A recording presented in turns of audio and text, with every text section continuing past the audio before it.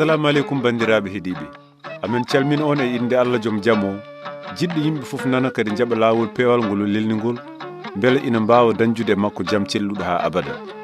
Amin belti no feewi e ko min mbawi artude hande jokkande on yewtere mon lawol pewal. E yewtere men ɓennude en jiino no jomiraɗo Yeesu hebbiniri mburuji 5 e liɗɗi 2 ngam ñamminde dental ɓurgal ujunnaji 5 gorko hewde.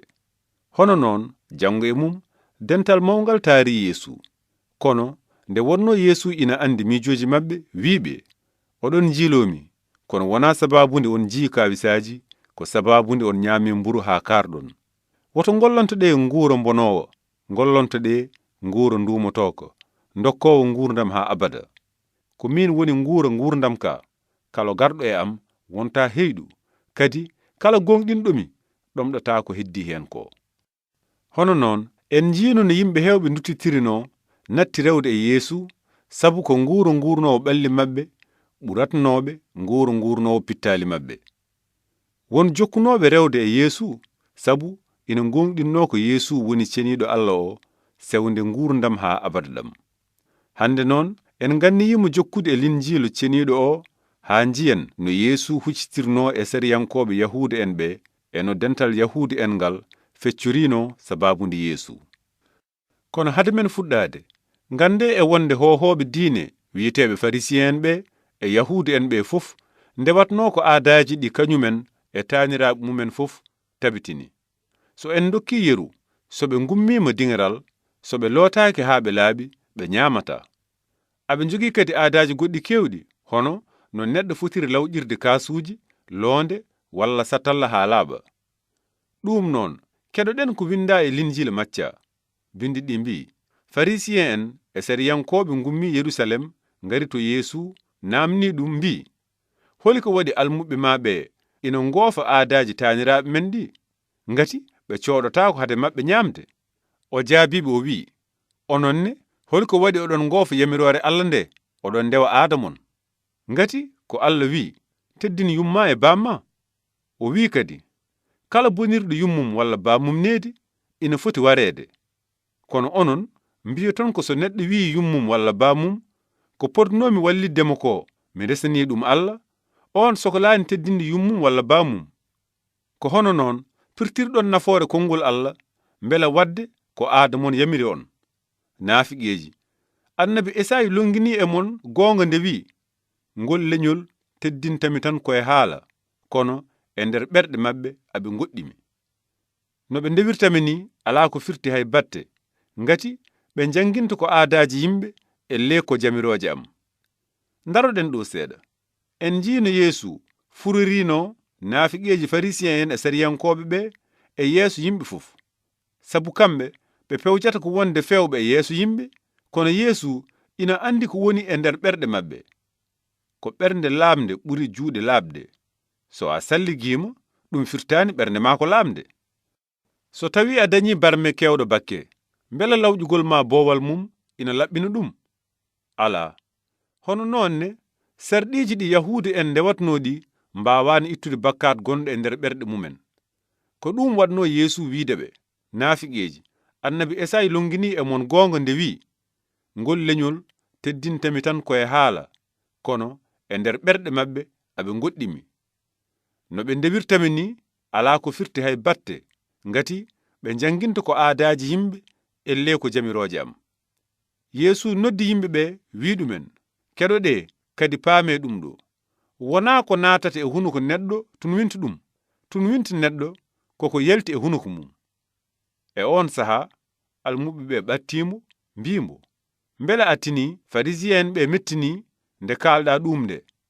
O jaabi o wi, kala puɗol ngol babam gonɗo dow asman o awani koko ɗofete.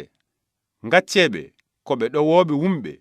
So tawi gumɗo ɗowi gumɗo, kañumen ɗiɗi fof janat e dowru maaru.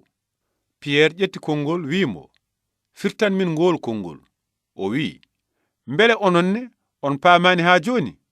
On paamani ko natata e hunuko fayi koye nder reedu, kadi yaltirta koye terɗe ɓandu. Ko yaltata e hunuko iwi koye ɓernde, ko ɗum tigi tunwinta neɗɗo. Ngati iwata e ɓernde ko miijoji bonɗi, duñooji neɗɗo yo war hoore, yo jin, yo fij, yo wujju, yo setto fenande, walla yo bonnita woɗɓe. Ko ɗum woni ko tunwinta neɗɗo. Kono ñaamde tawa sooɗaaki tunwinta neɗɗo. Yeesu ummi ɗon, takki daande weendu Galile, o ŋabbi dow haayre, o jooɗii toon. Yimɓe heewɓe ngari to makko, ina ngaddori gile laƴooɓe, haa e wumɓe, haa e galluɓe, haa e mumɓe, wondude e ñawɓe woɗɓe heewɓe. Ɓe pawa e yeeso makko, o sellini ɓe. Yimɓe ɓe kaawa no feewi, nde njii mumɗunooɓe ina kaala, gallunooɓe ina mbii kes, laƴatnooɓe ina jaɓɓa, wumnooɓe ina njiya. Ɓe ngoni e yettude Allah Israa'iila o. Farisiyen ɓe e Sadusiyen ɓe ngari ƴewtindademo, naamnimo yo hollir ɗumen kaawis giwɗo dow asman. O jaabiɓe e ɗiɗo konguli. So on njii asaman ina wojji saanga mutal naange, mbiyo ton ko welat. So on pini subaka law, on njii asaman ina woni boɗeejo niɓɓo, mbiyo ton ko toɓat. Oɗon mbaawi faamde mbaydi asaman, te on mbaawa faamde maale oɗo jamanu. Yonto bonɗo jamfiiɗo Allah o nana yiilo kaawisa, kono woorti kaawisi Yunus o heɓata hay gooto goɗɗo. Ngati no Yunus waɗiri jammaji tati e ñalawmaji tati e reedu liingu mawngu heeni, ko noon ɓi neɗɗo o waɗirta jammaji tati e ñalawmaji tati nder leydi. Ñande ñalngu ñaawoore ma worɓe Niniwe ngummoto e oɗo yonta liɓa ɗum, ngati ɓe mbaatimo koye maɓɓe nde ɓe keɗi jeeyngal Yunus nde. Ko hono noon Yeesu habrirno e wonde no annabi Yunus waɗiri balɗe tati e nder reedu liingu mawngu heeni, ko hono noon kadi Yeesu foti waɗirde balɗe tati e yanande. Te no Yunus yaltiri e reedu liingu he ñalawma tataɓiijo o ni, ko hono noon kadi Yeesu ni foti wurtude yalta yanande mum ngam hollirde ko kañum woni almasihu gummiɗo to Allah, garɗo dandude en e bakkat, maayde e jeyngol. Joni noon en jokkat haa njiyen no sariyankoɓe ɓe keddirno e wasde mumen gonɗinde. Eɗen janga e linjil Yuhanna e simore jeeɗa ɓiire nde. Bindi ɗi mbi, caggal ɗum Yeesu woni e yiilade nder Galile. O yiɗani yiilade e nder Yude, ngati ardiɓe Yahuudi en ɓe jiilotono ko warde mo. Kewu Yahuudi en turɗi ngu ɓattinoma. Nden miñiraɓe makko ɓe mbimo, ummo ɗo fay Yude, bel almuɓe ma ɓe ina jiya golle ɗe mbaɗata. Hay goto suuɗota ko waɗata, so tawi ina yiɗi andede.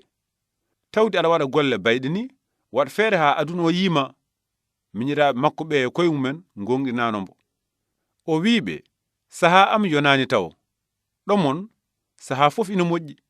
Aduna o wawa anje on, kono min omo añimi, sabu mbeɗa settonomo golle makko ko bonɗe. Onon njehe to kewto, min mi yahani to ngun kew, sabu saha am yonani taw. Caggal nde o haalniɓe ɗum, o heddi Galile. Kono nden miñiraɓe makko ɓe njehi to kewto, kankone o yehi, kono koye cuuɗor o feññinani hoore makko. Ardiɓe Yahuudi en ɓe ina jiilotonomo e nder kew he, ina mbiya, holito woni? Hewɓe diɗɗal he ina ñumbotono ko fayti e makko. Ɓe ina mbiyatno, ko neɗɗo moƴƴo. Ɓeya ina mbiyatno, ala o majjinata yimɓe tan. Kono hay goto haalatano daande dow ko fayti e makko, sabu ɓe cuusano ardiɓe Yahuudi en ɓe. Nde yehi ha e hakkunde kew he, o fayi to galle Allah to, o woni e janginde. Ardiɓe Yahuudi en ɓe kaawa ngoni e wiide, holino o andir ɗum fof, tawde o janngani? O jaabiɓe o wi, jangde nde janginatmi nde ummaaki e am, ummi koye nelɗomi o. Kala jiɗɗo wadde sago Allah ma andu so tawi jangdam nde ummi koto Allah, walla so tawi kaldatmi ko mbawka am tan. Kaldowo mbawka mum tan yiiloto ko teddungal hoore mum, kono jiilotoɗo teddungal nelɗo ɗum ko gonga yente, hay hunde oñaaki e joomum. Musa rokki on sariya wona. Ndenne dey hay goto e mon rewani sariya o. Holi ko waɗi oɗon jiilo wardemi? Diɗɗal ngal jaabimo wi, ka moolaɗo seyɗani, holi jiilotoɗo wardema? O jaabi o wiɓe, mbaɗmi ko gollal gotal te haawi on, onon fof. Ndenne dey sabu Musa wi on yo on ɓornu sukaaɓe mon, hay sinno tawi wona Muusa fuɗɗi ɗum ko taaniraaɓe mon. Oɗon jaɓa ɓornude neɗɗo hay e ñalawma foftere.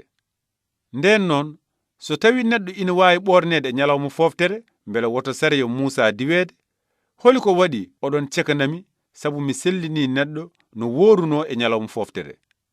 Woto ñaawirte yimɓe no jiiruɗon ɗumen fof, ñaawate e dow goonga. Ko ɗum waɗi ɓe jiili jaggudemo, kono hay gooto fawaani makko jungo, ngati waktu makko yonaana tawo. Kono heewɓe e diɗɗal he gonɗinimo ngoni e wiide, so tawi almasihu o ari, mbele ma waɗ kaawisaaji ɓurɗi heewde e ɗi oɗo waɗi ɗi. Farisiyen ɓe nani ko diɗɗal ngal ñumbotono fayde e makko ko.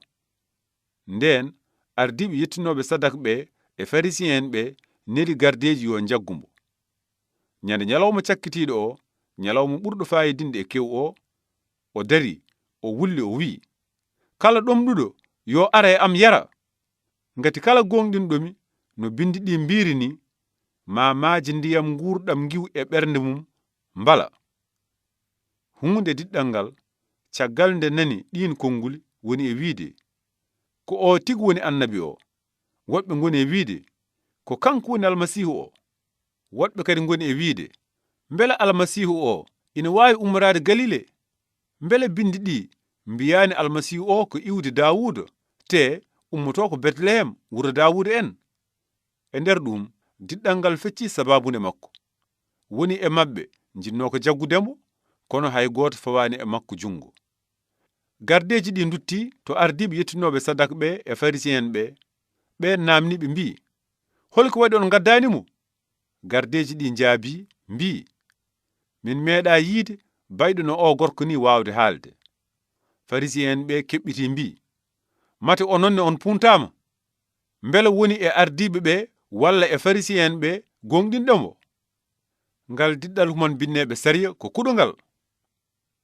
Nikodem, gooto e mabɓe, jaanoɗo to makko ko adi ɗum o, wiɓe, mbele sariya men o ina waawi fawde kuugal e dow neɗɗo tawa heɗaka kadi andaka ko waɗi. Ɓe njaabimo ɓe mbi, mate anne ka Galilenajo? Wittu no moƴƴi, ma yi hay annabi gooto iwata Galile. Caggal ɗum gooto fof hooti galle mum. Ɗum noon bandiraɓe heeɗiɓe, ko ɗo min kaaɗata hande. En jiino ardiɓe yettinoɓe sadaka ɓe e farisiyen ɓe tampinirno Yeesu ina jiilo warde ɗum, kono hay gooto fawani e makko jungo, sabu waktu mo Yeesu foti maayde ngam sadaka bakkatuji aduna o yontano. Ko ɓuri heewde ardiɓe Yahuda en ko tiiɗɓe koye gonno. Ɓe gonɗinani Yeesu, te aɓe ndiwa kala neɗɗo cettiɗo ko Yeesu woni almasihu o. Hono noon en jiino dental ngal feccori sababunde Yeesu. Yimɓe hulnoɓe ardiɓe diine ɓe ngoni e ñumbodirde ina mbiya, ko neɗɗo moƴƴo. Woɗɓe mbi, ala, o majjinata yimɓe tan. Woɗɓe kadi mbi, so tawi almasihu o ari, mbele ma waɗ kaawisaji ɓurɗi heewde e ɗi oɗo waɗi ɗi. Woɗɓe kadi ngoni e wiide ko kanko woni almasihu o. An keɗiɗo hande noon, holi ko mbiɗa e Yeesu? Holi miijo ma e makko? Mbele aɗa gonɗini ko kanko woni almasihu mo annabaɓe ɓe fof kaburno o? Mbele aɗa andi ko waɗi Yeesu jibinede? Heɗa ko Yeesu haali ko fayti e hoore mum. Yeesu wi, jibinirami gardumi e aduna ko ngam settanade gonga o. Kala jeyaɗo e gonga o heɗoto haalam. Mbele ina jaranma abbade gonga o, hay so tawi bande en ina goppuma. Haalpulaar mbi, jiɗɗo ƴulɓe muñat cuurki. On jarama sabu keɗugol mon e yewtere men arore so Allah jaɓi, ma en jokku e Linjila ha jiyen no Yeesu safriri neɗɗo jibitinaɗo e ngumdam. Yo moƴƴere Allah won e mon, te miccuɗon no moƴƴi e ko Yeesu haalno nde wi, jibinirami gardumi e aduna ko ngam settanade gonga o. Kala jeyaɗo e gonga o heɗoto haalam.